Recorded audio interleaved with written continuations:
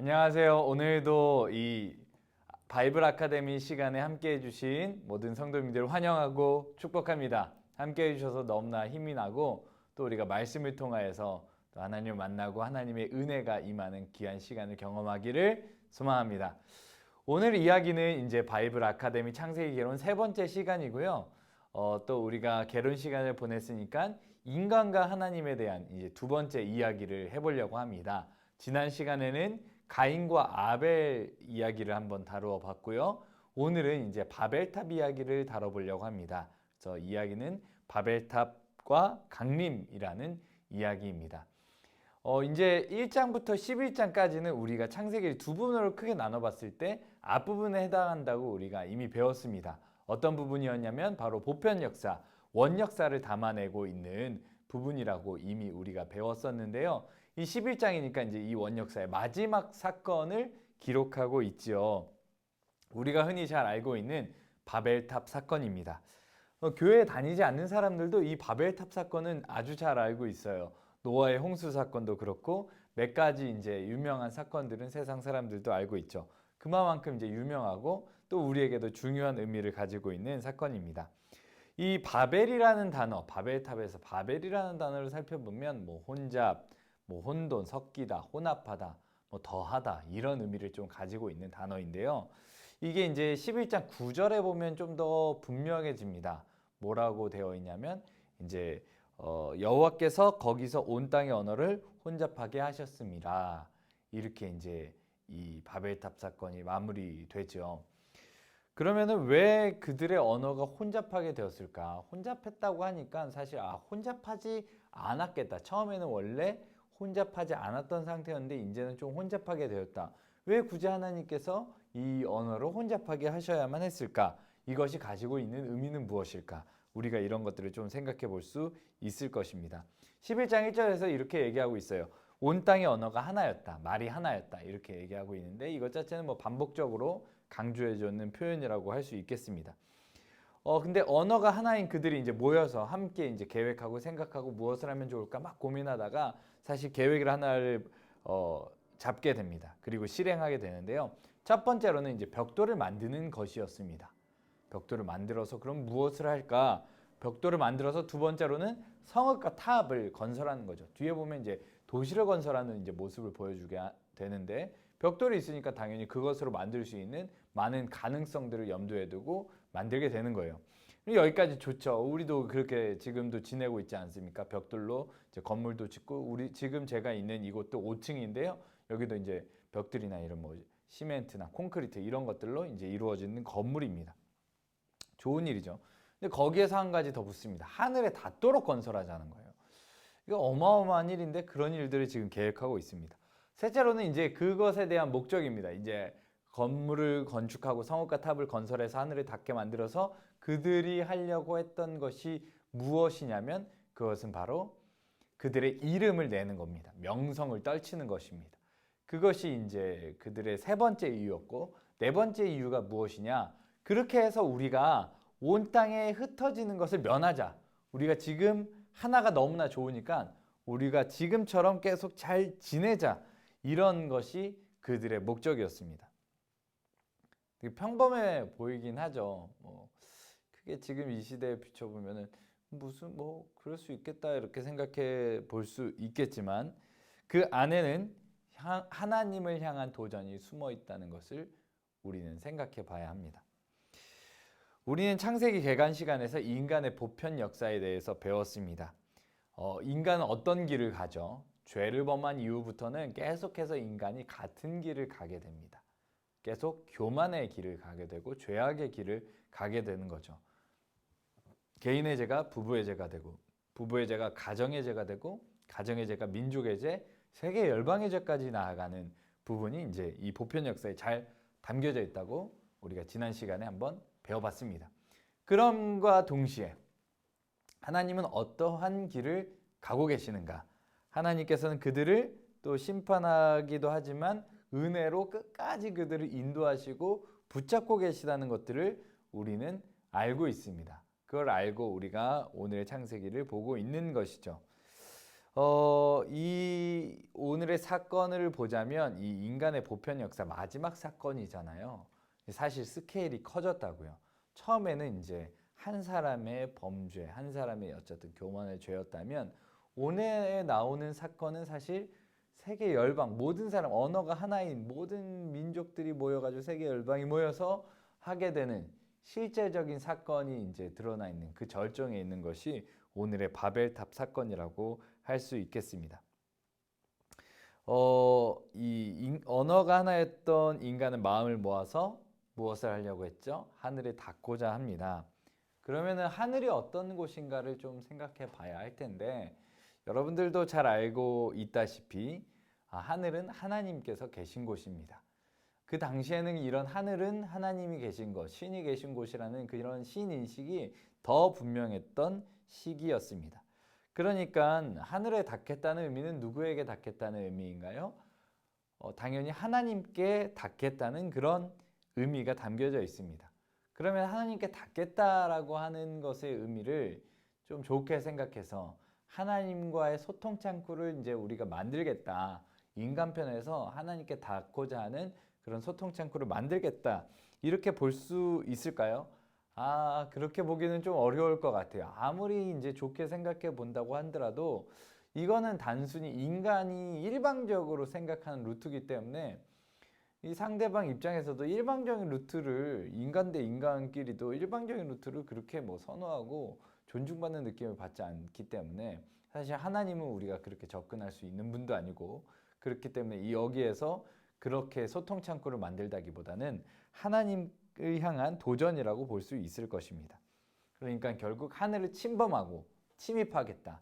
하나님께 도전하고 하나님께 침범하고 침입하겠다.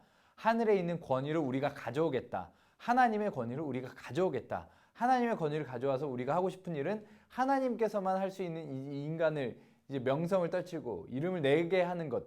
이것이 하나님께 있는 일이니까 우리가 그것을 가져오겠다. 취하겠다.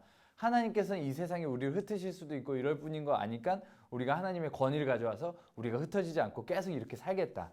이런 의미가 담겨져 있는 것이 이제 바벨탑 사건에 들어있는 인간의 교만이라고 할 수 있을 것입니다. 그렇게 해서 인간은 이제 그 성읍과 탑을 건설하게 되는 것이죠.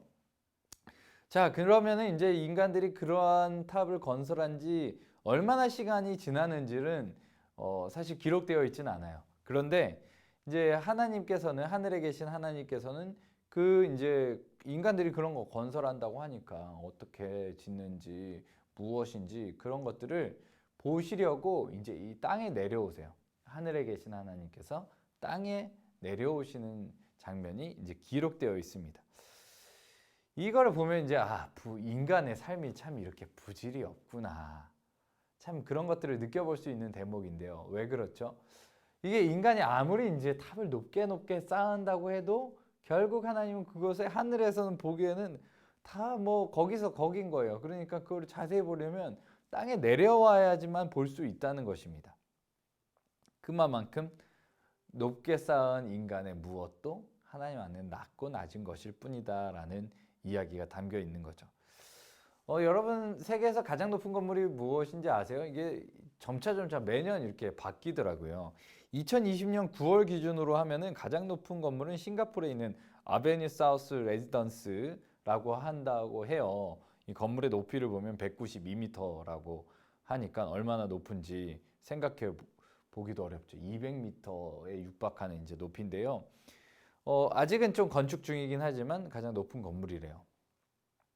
근데 이런 건물도 이제 저 하늘 위에서 보면 어떤가요?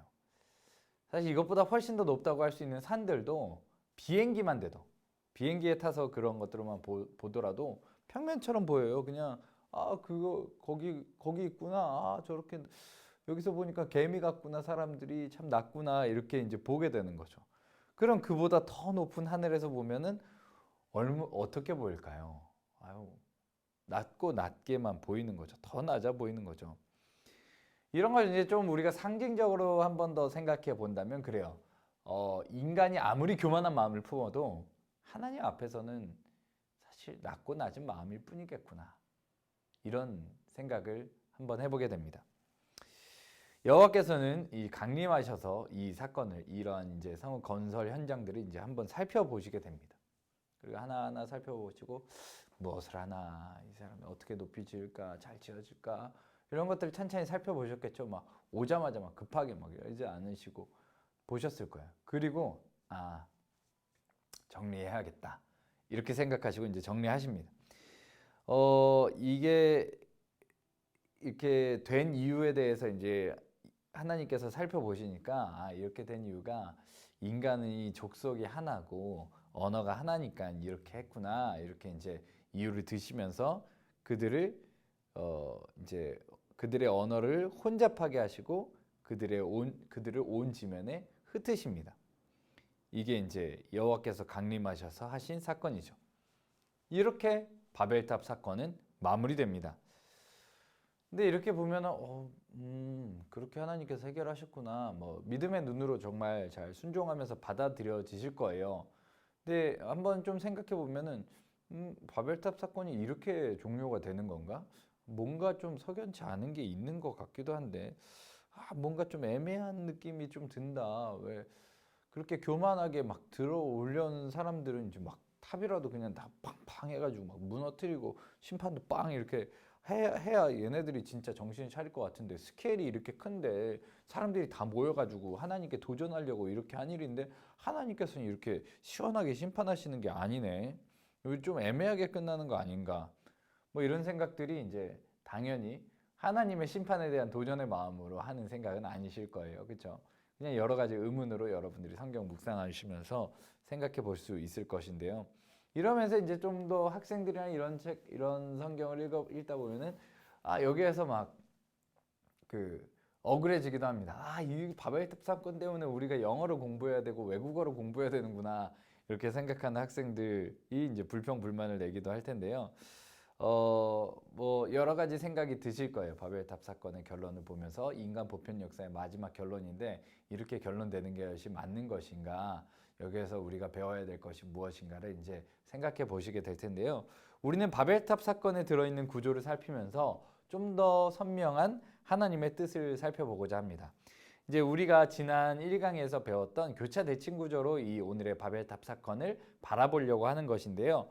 이게 보면은 여러 가지 구조가 되어 있어요. 처음에 1절에는요, 온 땅의 언어가 하나였다 이렇게 되어 있고, 또 이 9절 이제 1절부터 9절까지가 바벨탑 사건의 내용 전체인데 9절에 보면은 온 땅의 언어가 혼잡해졌다, 혼잡하게 하셨다 이런 얘기가 나옵니다. 하나였고 혼잡하였다. 이거 어디서 많이 배웠죠? 수미상관 구조적인 부분이기도 하고 이제 거기에서 교차 대칭 구조는 또 아내가 이제 또 상응하는 모습이 있습니다. 그리고 신화평지에 가서 이 사람들이 거기에 거류했다는 내용이 나오고 또 하나님께서는 이제 8절에 보면 거기서 흩으셨다고 나와요. 거기에서 하나로 거주했고 거기서 흩어버리셨던 내용이 나오게 됩니다. 교차 대칭 구조는 똑같은 내용만 담아 있는 게 아니라 관련된 내용이 담겨져 있기 때문에 여기는 하나였고 여기는 혼잡해졌고 여기는 하나로 거주했고 여기는 흩어졌고 세 번째는 이제 사람들이 우리가 성읍과 탑을 건설하자 이렇게 얘기하는 내용이 이제 4절에 나온다면 또 7절에는 우리가 내려가자 이렇게 하는 내용이 여호와께서 하시는 말씀이 여기에 나와 있습니다. 그러니까 사람들은 탑을 건설해서 하늘에 올라가자 그러는 것이고 이제 여호와께서는 우리가 함께 내려가자 하시는 거예요. 올라가는 것, 내려가는 것. 그렇게 이제 얘기하게 되고 그들이 하려고 하는 것은 하늘에 닿게 하자 이렇게 이제 건설하는 것이고 또 7절에는 그들의 언어를 우리가 혼잡하게 하자. 혼잡하게 하자. 이런 얘기가 이제 나와 있고 그 중심에 어떤 얘기가 있냐면 이 교차대칭 구조의 핵심은 어디에 들어있다고 했죠? 가운데 들어있다고 그랬어요. 그 가운데 무슨 얘기가 있냐면 여호와께서 내려오셨다. 여호와께서 강림하셨다. 이렇게 되어 있습니다. 그러니까 인간과 하나님의 뜻이 인간과 하나님의 행동이 이렇게 교차하면서 그 정점에 하나님께 올라가려고 했고 또 하나님은 내려오시면서 만나는 지점이 5절에 여호와께서 강림하셨다라는 내용으로 이 구조가 쓰여져 있습니다. 이것은 이제 유대교가 흔히 사용하는 문학적 기법이라고 했어요. 예전에는 이제 글로 이렇게 바로 문서로 적어서 이제 성경이 전달됐던 게 아니라 구전으로 전달되었기 때문에 이러한 기법은 매우 이제 효과적이었습니다. 무엇에 효과적이었냐면 외우는데 효과적이죠. 우리가 이렇게 구조를 파악하면 이해가 확 되니까 아, 이런 구조로 쓰여졌구나. 말할 때도 이런 것들이 머릿속에서 기억이 맴돌아서 얘기를 잘 전할 수 있는 거예요. 그것과 동시에 이 구조를 파악하다 보면 아, 핵심 메시지가 이것이구나. 여기에 힘을 주어서 구전을 전달해야 되겠구나. 이런 것들에 대해서 이제 매우 효과적인 방법이라고 할 수 있겠죠. 그러니까 우리는 바벨탑 사건의 중심에 무엇이 있는지 이 교차 대칭 구조를 통해서 다시금 한번 떠올려 볼 수 있었습니다. 그 중심에는 무엇이 있었다고요? 여호와의 강림 사건이 있었다는 것입니다. 자, 그러면은 이 바벨탑 사건에는 주께서 내려오신 것 자체가 아주 결정적 역할을 한다고 볼 수 있을 거예요. 그러니까 이 사건의 이 강림 사건을 통하여서 이 바벨탑 사건이 잘 해석되어야 한다는 것이죠. 근데 이 구조만 우리가 일단 먼저 살펴보더라도 인간의 뜻과 하나님의 뜻이 얼마나 다른지를 우리가 살펴볼 수 있었어요. 뭐였죠? 이 그들의 언어는 하나였는데, 그렇죠? 온 땅의 지면의 언어가 하나였는데 이것은 사실 하나님의 선물이라고 할 수 있을 거예요. 모든 것이 사실 하나님의 선물이죠. 벽돌을 구울 수 있는 그런 재료들도 사실 다 그렇잖아요. 근데 그 사람들은 어떤 계획을 갖게 되냐? 하나에 닿게 하는, 하나님께 도전하는 교만의 죄를 계획하는 모습이 그들이 보여준 모습입니다.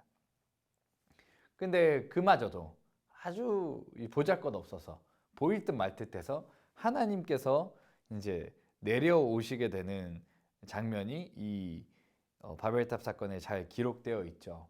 이렇게 보면은 인간의 계획이 잘 성취된 것처럼 보여지기도 합니다. 왜냐하면 하늘에 닿고자 했던 거는 사실 하나님께 닿고자 했던 것인데 그거 하나님이 내려오심으로 인해서 하나님과 닿게 되는 이제 사건이 발생하게 되는 거죠. 근데 사실 성공이었다고 할지라도 반쪽짜리 성공이었다라고 볼 수 있을 거예요. 왜냐하면 그들이 계획했던 목적이 이제 다 그 다음부터는 어그러지거든요. 이름을 온 땅에 내야 되는데 온 땅에 낼 수도 없고, 그렇죠? 그리고 흩어짐을 면해야 되는데 결국 흩어지게 되는 모습이 그들의 모습이라고 할 수 있을 것입니다. 결국 그 사람들은 성읍과 탑을 건설하는 것, 도시를 건설하는 것을 다 중단하고 흩어질 수밖에 없었습니다.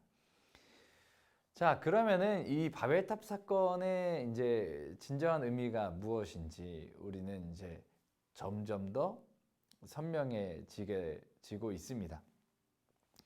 이 바벨탑 사건에는 교만의 절정이 드러나 있는 사건이에요. 그러니까 보편 역사의 이제 마지막 사건이기도 하니까 그 교만의 인간의 죄의 절정이 이제 좀 나타나져 있는데 이게 이제 교만의 죄의 시작이었던 아담과 하와를 살펴보면 그들 마음 속에 하나님과 같이 되려는 마음이 있었다는 것을 좀 확인해 볼 수 있었어요. 근데 이제 바벨탑 사건까지 오면은 이제 그들의 마음 속에 있었던 그 사건이 개인에게 있었던 사건이 이제 점점 커져서 세계 열방이 그 마음을 품을 뿐만 아니라 교만을 이제 행동으로 보여주게 되는 모습이 바벨탑 사건에 잘 들어 있죠. 그리고 동시에 무슨 사건이 있냐? 바로 하나님의 심판과 은혜 사건이 동시에 들어 있어요. 바벨탑 사건에 그러하죠. 사실 이전에 있었던 사건들도 다 그러하지만 바벨탑 사건에 또 동일하게 그렇게 들어 있습니다. 하나님께서는 그들의 언어를 혼잡하게 하시고 온 지면에 그들을 흩으시고 심판하시지만 결국 보자면 그들을 죽이시진 않았어요. 막 성을 다 무너뜨리고 인명피해나 이런 것들이 생기게 하지 않으셨습니다. 그리고 끝까지 그들을 이끌어 가시는 모습이 여기에도 담겨 있는 것이죠. 그러니까 결국 무엇이라고 생각하냐면 하나님이 이제 하신 일은 하나님을 향한 교만의 죄에 대한 대책으로 그들의 언어를 혼잡하게 하고 흩으셨다는 것을 우리는 알 수 있다는 것입니다. 그러니까 결국 이것이 하나님의 해결책이었던 것이죠. 근데 사실 이것 자체를 해결책으로 보기에는 어렵습니다. 그러니까 하나님의 해결책이신 거지 이것 자체가 하나님의 해결책은 아니라는 거예요. 말이 차이가 있습니다. 현재 시점에서 보자면 인간에게는 여전히 언어가 여러 개이고 민족도 여럿이지만 교만의 죄악은 계속해서 나오고 있는 것 같습니다. 지금도 사실 그렇죠. 우리에게 매우 유익한 것을 전해주고 좋아 보이는 과학의 발전도 그러한데요. 거기에 인간의 본질, 이 교만의 죄악들이 사실 잘 드러나 있다는 게 매우 안타까운 현실이기도 해요. 과학의 발전을 거듭하는 것으로 말미암아 지금도 우리가 얼마나 좋은 현실에 살고 있어요. 이렇게 영상을 찍으면 많은 분들이 유튜브를 통하여서 이렇게 영상으로 이 바이블 아카데미 귀한 시간도 우리가 서로 나눌 수 있는 것이잖아요. 하나님께서 허락하신 시간을 이렇게 나눌 수 있는 거예요. 코로나 기간에도. 이것뿐만 아니라 어마어마한 최첨단의 이제 과학의 발전들을 이룬 사회를 우리가 살고 있어요. 근데 그런 과학의 발전의 역사를 우리가 살펴봤을 때 이게 과학의 발전에 인간의 욕심, 인간의 교만이 들어옴으로 인해서 어떤 일들이 펼쳐졌는지 우리는 잘 알고 있습니다. 인간의 욕심으로 인해서 대량살상 무기가 개발이 되고 세계 대전으로 이어지는 그런 결과들을 우리가 이미 겪은 바 있습니다.